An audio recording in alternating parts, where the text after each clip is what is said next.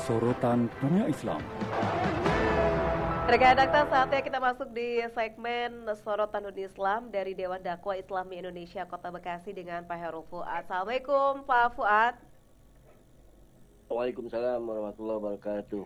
Siap Pak Fuad, kita membahas terkait dengan deklarasi New York seputar solusi dua negara yang masih berseteru saat ini. Belum ada gencatan senjata antara Israel dan Palestina. Silakan Pak Fuad. Iya, Mbak Ulfi, rekan Dakta, di akhir Juli lalu Arab Saudi dan Prancis menginisiasi konferensi perdamaian Israel Palestina dan dihadiri oleh sejumlah negara Arab dan Eropa, termasuk juga Indonesia, menghasilkan deklarasi New York. Meskipun konferensi ini tidak dihadiri oleh Amerika Serikat dan Israel, tapi deklarasi ini menghasilkan setidaknya ada 5 poin penting yang nanti akan kita bahas secara kritis. Ya. Yang pertama, dukungan terhadap solusi dua negara. Jadi pembentukan negara Palestina yang merdeka dengan batas wilayah pra-1967, Yerusalem Timur sebagai ibu kota Palestina, kemudian pengakuan atas hak Israel untuk eksistensi yang aman di kawasan. Jadi ini karena solusi dua negara. Yang kedua, normalisasi bertahap dengan imbalan perdamaian. Negara-negara Arab siap menjajaki normalisasi hubungan dengan Israel apabila Israel menghentikan agresi dan bersedia berunding. Kemudian yang ketiga, nah ini yang poin krusial, desakan perlucutan senjata Hamas. Hamas diminta untuk menghentikan perlawanan bersenjata, melucuti senjata, dan menyerahkan pengelolaan Gaza kepada otoritas Palestina.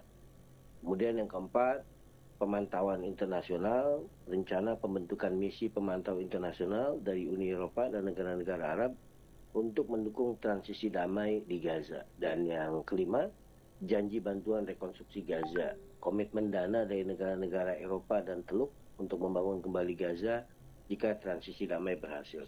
Ini 5 poin yang disepakati, dideklarasikan dan diminta Israel untuk mengakuinya ataupun mematuhinya, karena ini sejumlah negara-negara Eropa sudah menyetujui agar Palestina merdeka, juga diberikan hak eksistensi Israel ada secara aman di wilayah Timur Tengah, tapi dengan catatan 5 hal tadi gitu. Nah, sebetulnya kalau belajar dari pengalaman-pengalaman sebelumnya selalu ada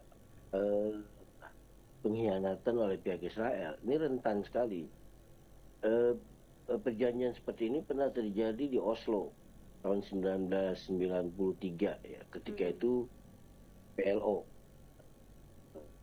organisasi PLO di bawah Yasser Arafat, ikut perjanjian Oslo yang intinya PLO bersedia menghentikan perlawanannya terhadap Israel dengan syarat Israel memberikan jaminan kemerdekaan kepada Palestina. Yeah. Tapi sejak 1993 itu Israel tidak pernah sepenuhnya menghentikan pembangunan pemukiman ilegal, bahkan terus memperluas kontrol teritorialnya. Jadi dalam konteks ini permintaan perlucutan senjata Hamas tanpa jaminan konkret bagi Palestina justru membuka peluang pengkhianatan baru, di mana Israel tetap dominan sementara perlawanan Palestina akan dilumpuhkan. Sekedar background, Palestina sekarang kan dibagi dua. Satu tepi barat yang dikontrol oleh otoritas Palestina, satu lagi Gaza di bawah penguasaan Hamas. Yeah. Jadi Hamas soal administrasi, pendidikan dan lain-lain itu bertanggung jawab Hamas. Tapi di jalur Gaza, jalur Gaza ini sudah kehilangan kontrol terhadap daerahnya, wilayahnya. Karena apapun yang dilakukan harus diizin Israel. Gitu. Bayangkan kalau kemudian nanti Hamas dilucuti, Gaza di bawah kontrol otoritas Palestina, sementara otoritas Palestinanya sudah dalam tanda petik dikooptasi oleh Israel. Gitu Mbak Ulfi. Baik. Pak, tapi apakah memang benar-benar ada niatan untuk melaksanakan hal ini, Pak? Dari pihak Israel? Dan juga dari Amerikanya? Kalau dengan tidak hadir dua negara ini saja sudah menunjukkan bahwa mereka tidak berkenan dengan solusi dua negara sebetulnya ya. Jadi pengototannya itu tetap Israel, bahkan yang terbaru beritanya akan menghancurkan setotal-totalnya agresi militer di Gaza. Dan Amerika Serikat hanya mengatakan menyerahkan itu kepada Israel, hanya menyuruhkan supaya Netanyahu bersikap fair dalam hal ini. Tapi ya membiarkan Israel untuk melakukan itu. Jadi dari sudut pandang Israel, Israel akan tetap menguasai Gaza karena dianggap Hamas itu organisasi teroris dan akan dicaplok bagian dari Israel. Jadi bentuk, sekali lagi ini yang selalu dikatakan oleh Israel, bentuk pertahanan diri. Karena Gaza dianggap sebagai critical point yang bisa mengganggu keamanan Israel. Jadi seperti bayangannya, kalau misalnya kita tinggal di kawasan Bekasi, gitu ya, Depok dianggap kawasan yang rawan terhadap keamanan kota Bekasi. Maka satu-satunya cara adalah melumpuhkan pemerintahan yang ada di Depok, kira-kira begitu. Padahal dalam perspektif sejarah dan yang ada sekarang itu Israel sendiri bagian dari Palestina. Lalu kemudian mencaplok sedikit demi sedikit sampai berakhir kemudian menganggap bahwa Gaza tidak mungkin kami mengakui sebagai sebuah negara bagian dari Palestina, karena Gaza menurut Israel ini critical point yang mengganggu keamanan Israel. Jadi Israel tidak akan menerima bahwa kalau nanti dijadikan sebagai sebuah negara tidak ada jaminan keamanan bagi warga Israel. Itu sikap dari pihak Israel. Ya. Nah, apakah akan berulang? Kalau saya sih potensi untuk mengulangi apa yang terjadi di Oslo sangat tinggi. Ya, pertama Amerika tidak terlibat dan Amerika punya kekuatan yang tidak bisa diimbangi oleh negara-negara Eropa. Jangankan negara-negara Eropa, Uni Eropa saja tidak bisa mengimbangi Amerika Serikat dalam kasus perang Rusia dengan Ukraina. Apalagi negara-negara Eropa ini tidak sepenuhnya mendukung solusi dua negara, hanya beberapa negara, gitu ya. Jadi apalagi yang Jerman dengan Prancis selalu dikenal dukungannya itu retorik, dukungan terhadap Palestina. Begitu ditekan oleh Amerika dan Israel, maka komitmen itu akan luntur lagi. Kemudian yang kedua, ya kita sudah lihat track record Israel selalu mengkhianati perjanjian. Gencatan senjata dikhianati, perjanjian demi perjanjian, termasuk yang terakhir ya perjanjian Oslo. Gitu. Terbunuhnya Yasser Arafat itu kan karena pasca perjanjian Oslo, PLO siap menghentikan serangannya, mengurangi persenjataannya, begitu lemah, langsung kemudian dihabisi gerakan PLO sampai ke akar-akarnya, tidak ada. Dan solusi terakhir begitu lemah, ya yang ditawarkan adalah otoritas Palestina. Yang ada sekarang otoritas Palestina di bawah Mahmud Abbas itu yang menguasai tepi barat itu penguasaan, makanya disebutnya otoritas, bukan sebuah negara berdaulat, gitu. Karena imigrasi, bantuan masih datang dari Israel. Jadi bagaimana mau bisa melawan Israel kalau imigrasi, bantuan, kemudian perizinan itu masih bergantung kepada Israel. Begitu Maulvi. Ya, tapi di pemerintahan saat ini negara sekutu Amerika justru berbalik mendukung kemerdekaan Palestina ini, Pak Fuad. Iya, betul. Syarat beratnya ini karena Eropa itu secara spirit karena dorongan dari masyarakat sipilnya ya. Negara-negara Eropa itu sangat sadar bahwa kebijakan luar negeri itu memang cerminan dari aspirasi masyarakatnya secara umum dan desakan terutama konteksnya HAM gitu. Tapi tidak berbanding lurus dengan kekuatan negaranya berhadapan dengan Amerika dan Israel. Katakanlah Prancis atau Jerman. Jerman itu sangat rentan gitu karena kasus di masa lalu soal Holocaust gitu ya, ditekan oleh Israel dan Amerika, maka akan ditarik dukungannya. Jadi kalau saya lihat celah-celah deklarasi ini akan rapuh, pertama karena pengkhianatan Israel, yang kedua lemahnya komitmen negara-negara Eropa. Negara-negara Eropa Ya, seperti tadi saya katakan Eropa dan Prancis dan Jerman sering menunjukkan dukungannya retoris saja terhadap Palestina. Tapi bergantung pada arah kebijakan Amerika Serikat dan negara Israel. Kemudian yang kedua, komitmen pendanaan dan dukungan diplomatik seringkali tidak berujung pada tindakan nyata yang menekan Israel secara strategis. Tidak ada sampai sekarang negara Eropa yang berhasil menekan Israel ya untuk menghentikan agresinya di Gaza. Kan yang bersuara selama ini hanya civil society-nya. Iya. Masyarakat, pers, kemudian organisasi-organisasi HAM, kampus yang bersuara. Tapi mereka bukan kekuatan militer yang bisa menekan Israel. Gitu. Lihat Spanyol konsisten mendukung perjuangan Israel, tapi sebatas memutus hubungan diplomatik, tidak bisa menghentikan krisis kemanusiaan di Gaza, gitu. Karena berhadapan dengan tembok besar Amerika Serikat. Jadi problemnya pertama karena Israel ini ya tidak punya komitmen etis, gitu. Diekspos di media massa sebesar apapun, gitu. Tetap mereka jalankan sampai hari ini. Gitu. Apalagi kemudian ada campur tangan Amerika Serikat. Dan terakhir yang mengerikan ini, di tengah kondisi seperti ini, Netanyahu berkomitmen untuk benar-benar melakukan serangan militer total ke Gaza. Okay. Apa yang bisa dilakukan negara Eropa? Apalagi negara-negara Arab, tidak ada. Gitu. Yeah. Lalu kemudian muncul salah satu poinnya adalah melucuti atau meminta Hamas untuk menghentikan perlawanan terhadap Israel. Saya kira makin melengkapi itu penderitaan warga Gaza. Ada Hamas saja, ya, Israel melakukan hal seperti ini. Apalagi tidak ada Hamas. Nah, itu poin tadi saya katakan namanya komitmen negara-negara Eropa. Yang keempat tentu di bawah Donald Trump lebih parah lagi. Jadi campur tangan hegemoni Amerika Serikat tidak ditutup-tutupi. AS tetap menjadi aktor dominan dalam setiap upaya perdamaian, namun berpihak kuat pada Israel, baik dalam militer, diplomasi maupun veto di PBB. Ini terbukti semuanya. Ya, dukungan militer, memberikan senjata, diplomasi selalu mendukung Israel, dan veto di PBB beberapa kali dilakukan veto oleh Amerika Serikat sehingga kutukan terhadap Israel tidak pernah terjadi. Gitu. Ingat yang terakhir ketika Donald Trump mengumumkan bahwa Gaza akan dijadikan zona internasional. Yeah. Ya, itu kan pintu masuk akan dikuasai oleh Israel.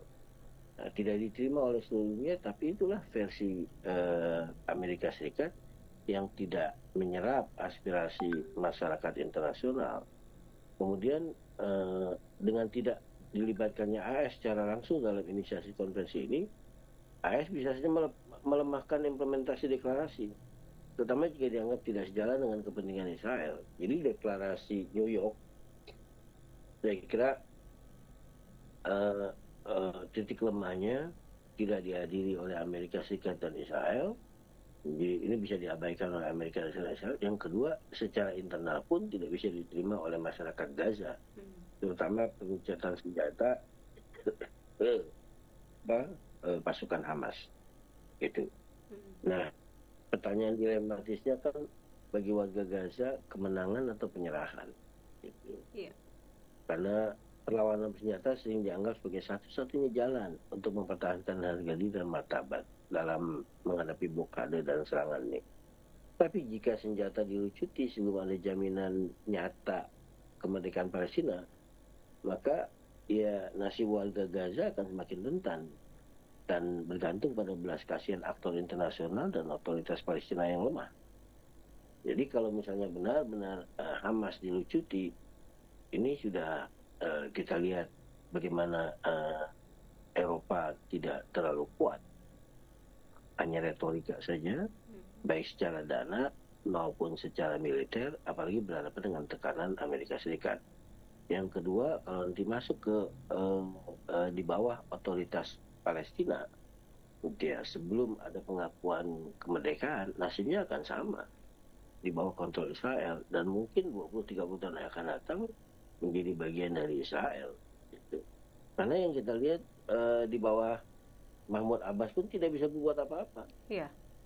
Jadi warga Palestina yang ada di jalur Gaza, di tepi barat itu ya entitasnya warga Palestina, tapi semuanya dikendalikan oleh Israel. Gitu.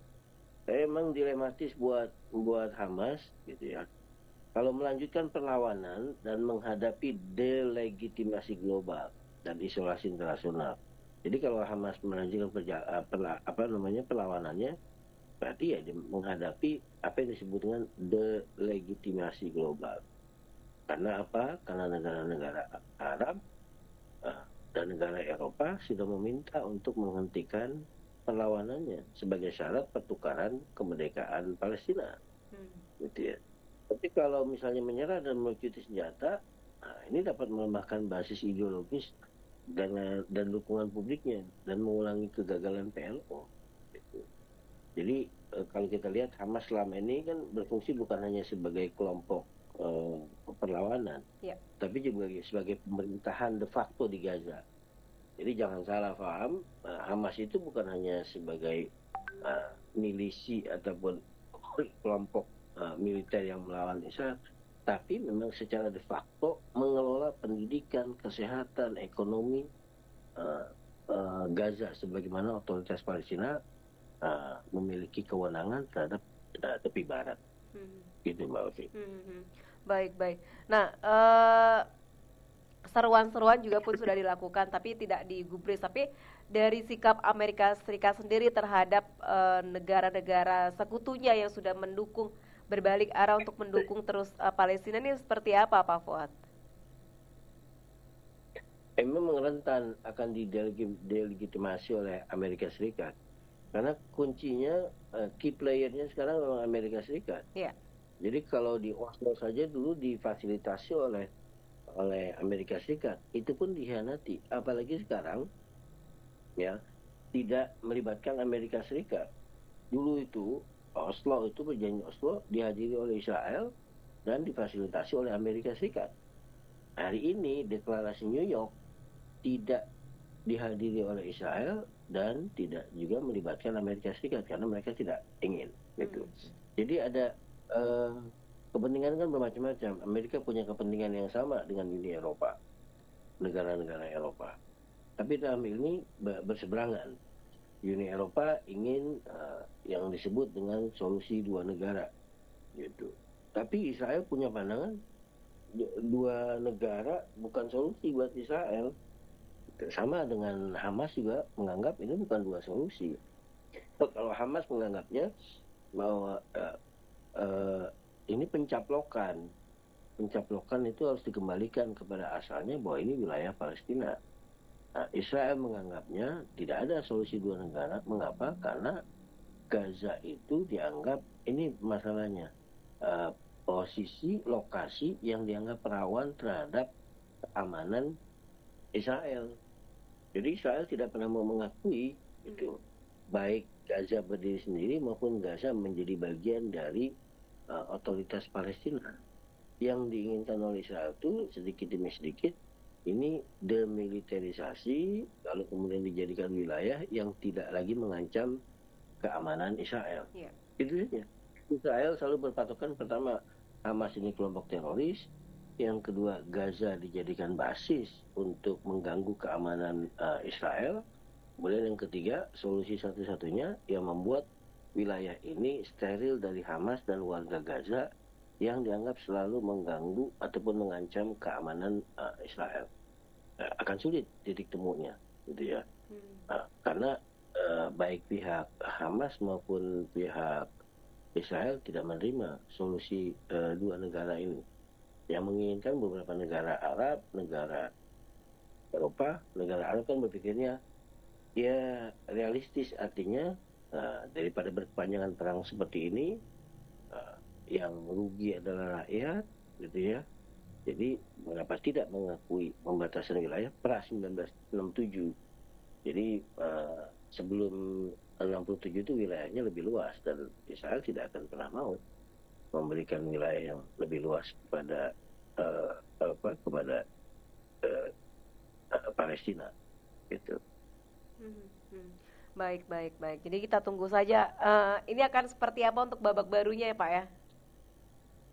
Iya, saya kira ini orang melihatnya nasibnya akan lebih buruk dari perjanjian Oslo karena tidak melibatkan Israel dan Amerika Serikat.